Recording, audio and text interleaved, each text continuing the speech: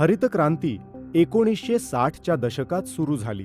त्यामुळे पारंपरिक शेतीची जागा रासायनिक शेतीने घेतली.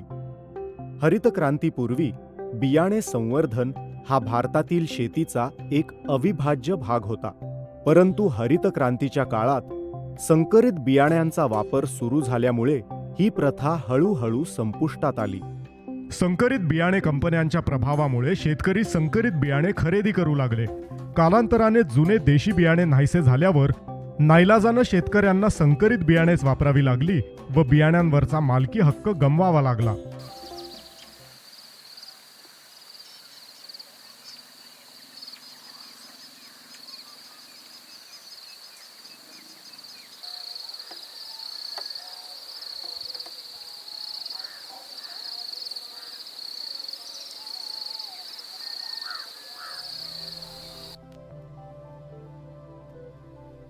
दोन 2016 मध्ये सह्याद्री स्कूलमध्ये आउटरीच उपक्रमाचा एक भाग म्हणून देशी बियाण्यांचे पुनरुज्जीवन व संवर्धनाचा कार्यक्रम सुरू झाला. कृष्णमूर्ती मूलतः एक धार्मिक तत्वज्ञ होते. नाती हा एक अतिशय मध्यवर्ती विषय होता. तर ते फक्त निसर्गाशीच नातं नव्हतं, तर लोकांशीही नातं होतं. एखाद्याच्या वातावरणाशी नातं, प्रजातींचं संरक्षण, केवळ प्राणी प्रजातीच नव्हे तर वनस्पती प्रजाती देखील. उत्कृष्ट पौष्टिक मूल्य, औषधी मूल्य यांची बियाणं, अशा कार्याला खरंच मोठं महत्त्व आहे. मागील 5 वर्षांपासून सह्याद्री स्कूल या शाळेने आपल्या जमिनीचा काही भाग बीज संवर्धनासाठी समर्पित केला आहे. शाळेतील बियाणे भांडारात तांदूळ, बाजरी, गहू व भाजीपाला अशा प्रकारची जवळपास 150 देशी बियाणे ठेवलेली आहेत. बियाण्यांच्या संवर्धनाचे हे ज्ञान स्थानिक व इतर शेतकऱ्यांना सांगण्याचा हा कार्यक्रम शाळेमार्फत निरंतर चालू आहे. यामधील बहुतेक शेतकरी हे अल्प भूधारक आहेत. दीपा मोरे म्हणजेच अक्का यांना शाळेच्या आसपासचे शेतकरी ओळखत असल्याने त्या हा प्रकल्प चालवत आहेत. इथे आपण शाळेकडे धोबीघाटच्या प्लॉटवरती आलो आहोत आणि हा आपला सीड प्लॉट आहे. तुम्हाला दिसत आहे की इथे वेगवेगळ्या प्रकारचे भिन्न प्रकारचे भाताच्या व्हरायटीज आहेत. यावर्षी आपण 80 व्हरायटीज केल्या आहेत. त्यात वेगवेगळे प्रकार आहेत. ह्यातली एक काळी महाडी आहे ही, ज्याची पात विटासारखी आहे, विटकरी रंगात आहे. मग इकडे एक लाल्या म्हणून व्हरायटी आहे ज्याची साळ लाल आहे. इकडे हा घनसाळ आहे, तीही व्हरायटी आहे. अनेक अशा विभिन्न प्रकारच्या व्हरायटीज आहेत ज्याच्यात रायभोग आहे, आनंदी आहे, तामकुड आहे, नजर भात आहे, काळा जीर आहे. अशा वेगवेगळ्या प्रकारच्या व्हरायटीज आपल्याला इथे दिसतात. आपण हा कार्यक्रम 37 व्हरायटीजबरोबर सुरू केला होता आणि 2016 मध्ये, आणि आज आपण ह्या व्हरायटीज जवळजवळ 80 वेगवेगळ्या प्रकारच्या व्हरायटीज आपल्याकडे आहेत. 2016 मध्ये स्थानिक व्हरायटीज इथे उपलब्ध नव्हत्या. त्यावेळेस आम्ही बायफ संस्था जी आहे, बायफ जवार, तिथे संजय पाटील सर असतात, त्यांनी जवळजवळ 350 व्हरायटीजचं संवर्धन केलं आहे भाताच्या. आणि तिथून आपण सुरुवातीचा आपला 37 व्हरायटीजचा स्टार्टर पॅक आणला होता. काही व्हरायटीज स्थानिक शेतकऱ्यांनी किंवा आदिवासी शेतकऱ्यांनी आपलं काम पाहून इथे आपल्या सीड बँकमध्ये ठेवण्यासाठी आणले. आणि मग काही आपल्याला सीड फेस्टिवल्स जे असतात तिथून आपण जमवले आहेत. दादाभाऊ जाचक आणि रामदास लांडगे हे साधारण एका दशकापासून रसायनमुक्त आणि मूळ बियाण्यांचा वापर करून अल्प प्रमाणात शेती करणारे कौटुंबिक शेतकरी आहेत. ते स्कूल आउटरीच कार्यक्रमाअंतर्गत सहाय्य गटाचा एक भाग आहेत. सुरुवातीला ज्यावेळेला आम्ही शेती करायला लागलो त्यावेळेला आम्ही जनावरांच्या शेणापासून खतापासूनच शेती करत होतो. पण नंतरच्या काळात असं कळलं का बाहेरची खतं टाकल्यावर पीक जास्त येतं. त्याच्यामुळं थोडे दिवस आम्ही ते वापरलं, युरिया, सम्राट ही खतं वापरली थोडे दिवस. पण ते आम्हाला आवडलं नाही, कारण त्याच्यापासून अपाय व्हायला लागला. आणि त्याच्यामुळं काय आलं की रासायनिक खतं आणि औषधांचा वापर तिथून पुढं वाढायला सुरुवात झाली भारतातल्या शेतकऱ्यांमध्ये, आणि सगळ्याच जगातच रासायनिक खताचा वापर वाढू लागला. त्याच्यामुळं काय आलं तर उत्पन्नात वाढ झाली खरी, परंतु जे माणसाचं आरोग्य होतं, जे जमिनीचं आरोग्य होतं, जे पर्यावरण होतं, तर त्या पर्यावरणाचा ऱ्हास झाला. 3 वर्षापूर्वी आमचे सह्याद्री स्कूलच्या आउटरीचच्या संस्थापक दीपक यांचा आमचा संपर्क आला. त्यांनी आम्हाला एक असं चांगलं मार्गदर्शन केलं की तुम्ही आता जी रासायनिक खतांमध्ये शेती करताय ती तुम्हाला कितपत योग्य वाटते. तर ते आम्ही त्यांना सांगितलं का नाही आम्हाला ती योग्यच वाटते. पण नंतर आम्हाला त्यांनी काही प्रयोग करून दाखवले. त्या प्रयोगामध्ये आम्हाला ते खरंच जाणवलं की बाबा हे आपण जे करतोय हे कुठंतरी चुकीचं आहे. कालांतराने हरितक्रांतीच्या दुष्परिणामांची जाणीव होऊ लागल्यामुळे शेतकरी शेतीच्या वैकल्पिक पद्धती शोधत आहेत आणि भारताच्या बऱ्याच भागात बियाणे संवर्धन पुनरुज्जीवित होत आहे. तर देशी बियाण्यामध्ये आपल्याला काय होतं का, बियाणं आपण पारंपरिक पद्धतीने ते पिढीजात वापरू शकतो. समजा एका पिढीकडून ते बियाणं दुसऱ्या पिढीकडे हस्तांतरित झालं तरी त्या बियाणांचं म्हणजे असं होत नाही का त्याच्यात उत्पन्न कमी येतं. ते आपण कधीपर्यंत पण ते बियाणं किती पण दिवस वापरू शकतो. देशी बियाण्यांचे संवर्धन साधारणपणे रसायनमुक्त शेतीशी जोडलेले आहे. नैसर्गिक शेतीमध्ये कसं असतं की आपण जे परंपरागत आपण ते बियाणं वापरलं असतो की ह्या वर्षी वापरलं आणि ते परत पुढच्या वर्षीसाठी वापरतो. आणि रासायनिक शेतीमध्ये कसं घेतलं दुकानात गेलं आणलं बियाणं ते वापरलं जातं. पण याच्यामध्ये फरक हा आहे की रासायनिक बियाणं जर घेतलं तर त्याची रोगप्रतिकारक शक्ती कमी असते रासायनिक शेती बियाणांमध्ये. मी सध्या जवळपास 90% जेवढं शक्य होईल तेवढं देशी बियाणंच वापरतो. त्याच्यात आपलं बियाणं स्वतः घरचं असतं, बियाणं विकत घ्यावं लागत नाही, ते पैसे वाचतात. त्याच्यानंतर त्याच्यावर कीड रोगराई कमी येते, तो पण खर्च कमी होतो. ही पारंपरिक बियाणे गेल्या 14,000 वर्षांच्या शेती इतिहासामध्ये विशिष्ट अनुवंशिक आणि पौष्टिक गुणांसह विकसित झालेली आहेत आणि कीटक, हवामानातील बदल तसेच कोणत्याही प्रकारच्या तणावाचा सामना करण्याची यांच्यामध्ये आंतरिक लवचिकता आहे. आपण अशी हजारो बियाणे गमावलेली आहेत.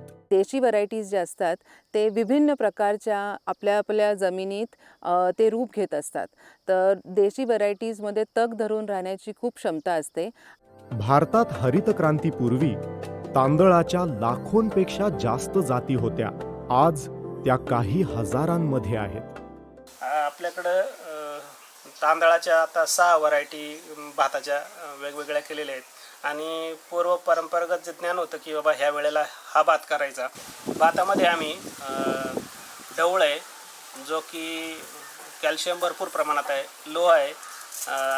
त्याचबरोबर काळभात पण एक व्हरायटी आहे जे म्हणजे आमच्या लक्षात येण्याचं कारण की पक्षी त्याला लवकर रस त्याचा चोखून खातात, पक्ष्यांना सुद्धा ती आवडते. नंतर एक सुगंधी व्हरायटी म्हणून घनसाळ एक आहे, आजऱ्याची घनसाळ, तर ती व्हरायटी पण आम्ही शेतामध्ये करत असतो. त्याच्यानंतर खडक्याची एक व्हरायटी या शेतामध्ये केलेली आहे. खडक्यामध्ये झिंक जास्त प्रमाणात उपलब्ध असतं. खाण्यासाठी देशी वाण खूप छान आहे आणि दमदारच शरीरासाठी, म्हणजे भूक लागत नाही लवकर. आणि तांदूळ म्हणजे काही व्हरायटीमध्ये सफेद तांदूळ, काही लाल तांदळामध्ये कॅल्शियम जास्त आहे.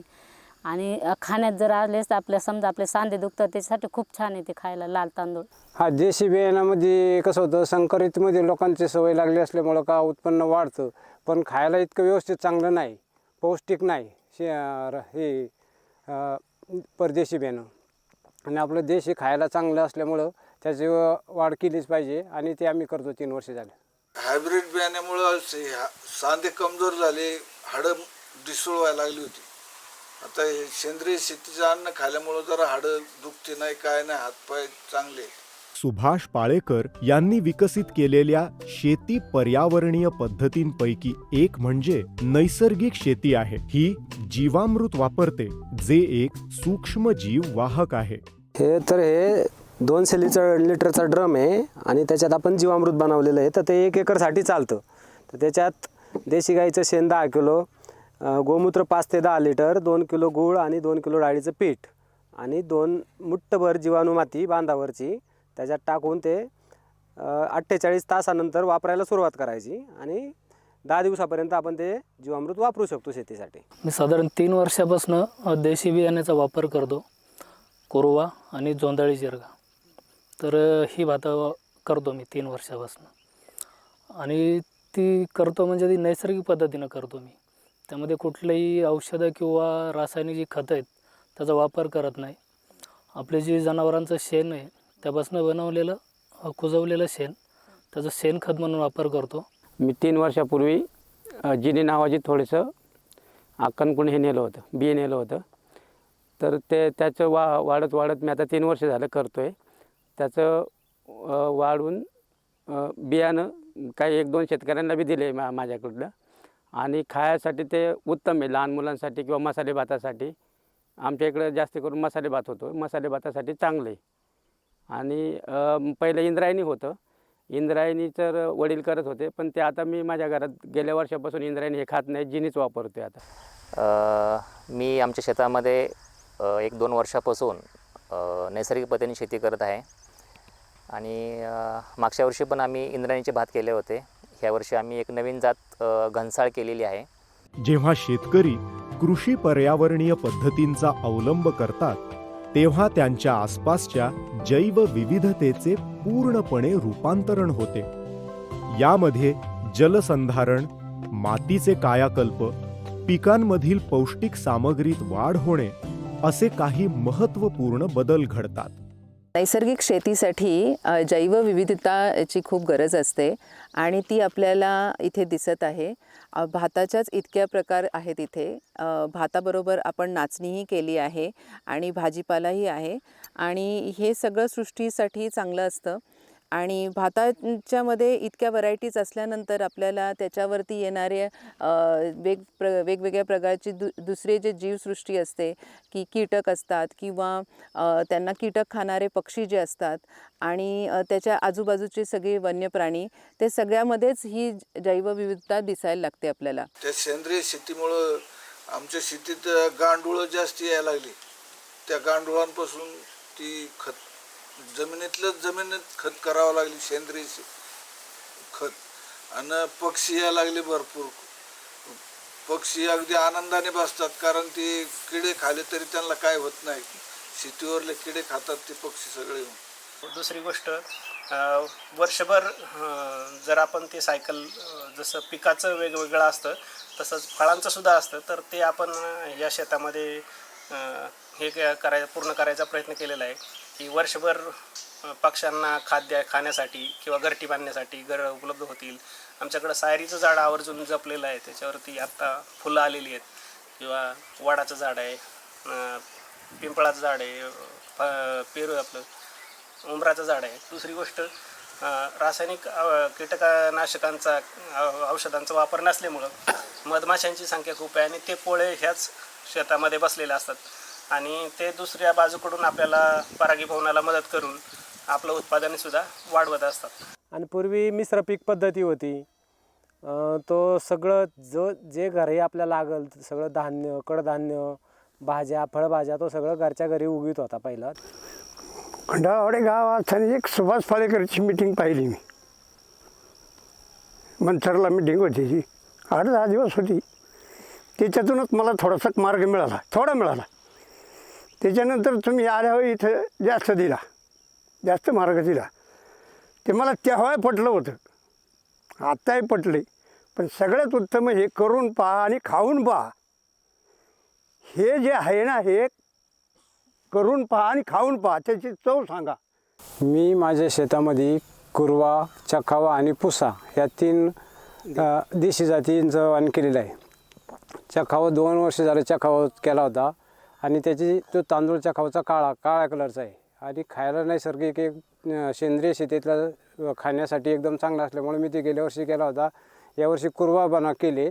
तर कुरवाचा लाल तांदूळ आहे, शरीराच्या रक्तवाढीसाठी, हिमोग्लोबिनचा वाढीसाठी चांगले असल्यामुळं मी ते करतो आता 2 वर्ष झाले. हरित क्रांतीमध्ये एक पीक पद्धतीवर जोर दिल्यामुळे मातीच्या आरोग्यावर परिणाम झाला. पारंपरिक शेतीचा एक भाग असलेले बहुपीक आणि पीक फिरवणे या पद्धतीमुळे जमिनीमध्ये सूक्ष्मजीव संतुलन राखले गेले. तर आपली ही पपईची बाग आहे. तर 2 वर्ष पपईची बाग चालेल आणि 2 वर्षानंतर केळीचं उत्पन्न एक 12 महिन्यात चालू होईल. त्याच्यानंतर सीताफळाचं आंतरपीक आहे त्याच्यात आणि त्याच्यावर रताळी पण लावलेली आहे. ती रताळी अशासाठी की ते काय करतं, जमिनीतून जो ओलावा असतो तो ओलावा त्याच्या आच्छादन होतं त्या रताळ्याचं, आणि ते ओलावा उडून देत नाही जमिनीतलं, आणि आच्छादनामुळे काय होतं, जीवजंतूंची भरपूर वाढ होती जमिनीत. आणि रासायनिकमध्ये शेतकरी एकच एक प्लॉट करतो, त्याच्यामुळे तो प्लॉट गेला का त्याला परत उत्पन्न दुसरं काही मिळत नाही. म्हणून आपण मिश्र शेती करतो. आणि जे पारंपरिक वाण आहेत तर त्याच्यामध्ये निसर्गामध्ये जे बदल येतात, वेगवेगळे हवामानात बदल होतात अचानकपणे, तर ते सहन करण्याची ताकद असल्यामुळं आपलं उत्पादन घटत नाही. दुसरे पण माझ्याकडे पीक आहेत. साधारण केळे आहे, बाकी जे भाजीपाला आहे. साधारण एक 6 ते 7 माझ्याकडे वालवड आहेत. घरचं हरभरा आहे, ज्वारी आहे, भुईमूग पण आहे, घेवडा आहे, तूर आहे, आपलं तूर आहे, चवळी आहे, कांदा पण आहे, आणि हरभरा पण आहे. हे पण सुद्धा घरचंच आहे. हळद पण घरचीच आहे. हां, हे बाळा आता आपण खूपही करतो. आता टमाटा लावलेले थोडे टमाटा लावलेले, खूपही आहे, परत वांगी आहेत. आता लागलं चालू पण आहे. बटाटा लावला आहे थोडासा. आता कांद्याचं रोप येईन तेव्हा लावायची. हां, ह्या वर्षी रोपं गेली ना सगळी, तर याची खाण्याची चव वेगळीच आहे, खाऊन सुद्धा याच्यात ताकदसुद्धा वेगळीच आहे. आजारी पडत नाही मी. विविध स्रोतांमधून गोळा केलेल्या भाजीपाला बियाण्याचे देशी वाण, त्याचप्रमाणे गव्हाच्या मूळ जाती शाळेच्या शेतात पिकवले जातात. रसायन मुक्त शेतीमध्ये कीटकांपासून बचाव करण्यासाठी बर्ड पर्च, फेरोमोन ट्रॅप्स आणि औषधी वनस्पती यांसारख्या कीड व्यवस्थापनाचा उपयोग केला जातो. शेतीची शेती पर्यावरणीय पद्धत आणि देशी बियाण्यांच्या वापरावरचा एक दोष सांगितला जातो, तो म्हणजे त्यामध्ये उत्पादन कमी मिळते. परंतु याचे पारंपरिक पद्धतींचे पालन करणारे शेतकरी सातत्याने खंडन करतात. तर सर्वसाधारणपणे असा समज आहे की देशी बियाणांमध्ये उत्पादन कमी असतं, उत्पादकता देशी बियाण्यांची कमी आहे. तर तसं आम्ही आमच्या अभ्यासात तर वेगळं आढळून आलं आहे की देशी बियाणात काही असे गुण आहेत की ते कमी उत्पादन दिलं तरीही ते आपल्या शरीराला पोषक आहेत. तर त्याचं महत्त्व तिथे आहे. पण बरेचशा अशा पण व्हरायटीज आहेत की ज्या उत्पादनाला पण खूपच चांगल्या आहेत. त्या हायब्रिडच्या तोलामध्ये आहेत किंवा हायब्रिडपेक्षा काही ठिकाणी हायब्रिडपेक्षाही चांगलं उत्पादन देतात, कारण ते जमिनीला धरून राहतात. तर मी पहिले आकांकून पुसा तांदूळ घेऊन गेलो आणि त्याची चव पाहिली. नंतर मी आकांकून ते पुसा माझ्या शेतामध्ये नेऊन लावली, तर ते चांगल्या प्रकारचे उत्पन्न आले त्याला. आणि आपण सगळ्यांना ते शेतकऱ्यांना ते पिकवलं पाहिजे. तर मी नैसर्गिक शेती गेली 15 वर्षापासून नैसर्गिक शेती करतो. तर मला कोणत्याही प्रकारचं असं म्हणजे उत्पन्नात फरक पडला आहे, उत्पन्न कमी झालं आहे असं नाही, तर उलट उत्पन्न वाढलेलं आहे. कारण मिश्र पिकातून मुख्य पिकाचा खर्च निघून जातो. भरपूर धान्य पिकाचं, कडधान्य, तूर येते, उडीद होतो, चवळी, मूग, अजून हावरी, मोरी, राजगिरा आहे, राळा येतो, ही अशी बरीच पिकं येतात. भुईमुग आहे, अजून राजबा आहे, अजून ज्वारी आहे, अशी पिकं भात बरेच येतात. आणि उत्पन्नाचं म्हणाल थोडंफार उत्पन्नाची अपेक्षा लालच जे आपल्यावर थोपलं गेलं आहे ग्रीन रेव्होल्युशन नंतरनं, की बाबा याच्यात उत्पन्न खूप आहे आणि हेच केलं पाहिजे तुम्ही, देशी बियाणं तुमचं काही कामाचं नाही आहे, हे आम्ही देतो, हे सोनं आहे, असं सांगितलं गेले. ते कायम लोकांवर थोपलं गेले. म्हणून आता लोकांची ती मानसिकता तयार झाली. दरवर्षी मूळ भात वाणांच्या लागवडीची सर्व माहिती म्हणजे धान्याचा आकार, रंग, पिकाची उंची आणि उत्पन्न इत्यादी लिहून ठेवली जाते व अशा वैज्ञानिक माहितीची देखभाल केली जाते. ह्यावरती आपण नोंदणी घेत असतो. त्यावरून आपल्याला हे पीक शेतकऱ्यांपुढे देण्यासाठी योग्य आहे की नाही ते आपण सांगू शकतो. देशी बियाणे वापरणारे आणि निर्विष शेतीचे पालन करणाऱ्या शेतकऱ्यांचे तसेच शाळेच्या शेतीतील बहुतेक उत्पादन शाळेच्या डायनिंग हॉलमध्ये सेवन केले जाते. त्यांची उत्पादने थेट ग्राहकांपर्यंत पोहोचता यावीत यासाठी शेतकऱ्यांनी एक शेतकरी उत्पादक कंपनी देखील स्थापन केली आहे. त्यामुळे जे जुने बियाणे आपल्याकडे आहेत आणि आता त्याची एवढी माहिती नाही आहे लोकांकडे, तर ते जास्तीत जास्त माहिती पोचली पाहिजे ग्राहकांकडे आणि ग्राहकांनी पण एक त्यांचा दृष्टिकोन मोकळा ठेवला पाहिजे की आपलं देशी जे बियाणं आहे किंवा देशी धान्य आहे त्याला आपण कसं आपल्या आहारात आणू शकतो.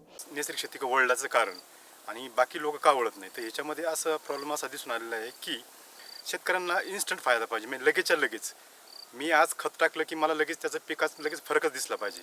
म्हणजे त्यांना थांबायला वेळ नाही शेतकऱ्यांना आणि कमी वेळात जास्तीत जास्त फायदा पाहिजे. सेंद्रिय शेतीमुळं आमच्या घरात कोणीच आजारी नाही. 10 वर्ष झाली कोणी दवाखान्यातच नाही, अजिबात गोळी नाही, काय नाही आम्हाला कुठली. बाजारात घेऊन जाते ना बाया निघातं तेवढं धान्य मी नेते काही थोडं थोडं असतं ते घेऊन जाते. पण ते दुपारच्या सकाळची 9-10ला जाते मी बाजारात. ते ओळखीची लोक झाल्या सेंद्रिय म्हणून ती लोक पटक्याने घेतात माझा बाजार. मी काल 2 वाजताच घरी आले समजा बाजारातून. 10-15 हजार ते 1500-1600 रुपयाचा बाजार महाग खपतोय. पैसे चांगले भेटतात. वांगी लोकांची 5 रुपयाने जातात, माझी 10 रुपयाने घेतात. का तर चव आहे त्याला, अशामुळं ते खपात. काय फायदा एवढाच आहे का आपलं आम्ही शेतातलं जाऊन काय फळफळावं सगळं आमचं घरचंच आहे. त्याच्यामुळं आम्हाला खायला आनंद वाटतो आणि घरच्या घरीच फळं भेटतात खायला.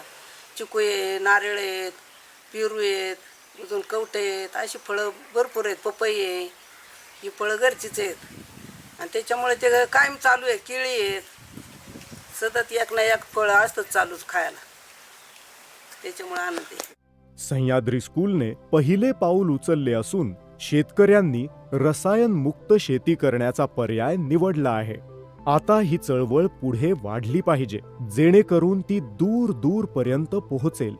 शेतकऱ्यांवर स्वतःच्या अंतःकरणाशी संभाषण करण्याची वेळ आली आहे आणि त्यांच्याकडून वापरल्या जाणाऱ्या रसायनांचा कुटुंबावर, मातीवर, पर्यावरणावर आणि संपूर्ण ग्रहाच्या आरोग्यावर परिणाम होईल की नाही हे विचारण्याची वेळ आता आली आहे. एकदा याचे उत्तर स्पष्ट झाल्यानंतर त्यांनी हळूहळू पृथ्वीचा पुनर्जन्म, उपचार आणि जीर्णोद्धाराचा प्रवास सुरू केला पाहिजे. आपले पृथ्वी आणि पृथ्वीवरील गोष्टींवर प्रेम नाही, परंतु त्यांचा केवळ उपयोग करतो. म्हणून आपण जीवनाशी संपर्क गमावला आहे. आपण कोमलतेची जाणीव, ती संवेदनशीलता, सौंदर्याच्या गोष्टींना दिला गेलेला प्रतिसाद गमावला आहे. आणि केवळ त्या संवेदनशीलतेच्या नूतनीकरणामुळेच आपल्याला खरे नातेसंबंध काय आहेत हे कळू शकते. जे कृष्णमूर्ती.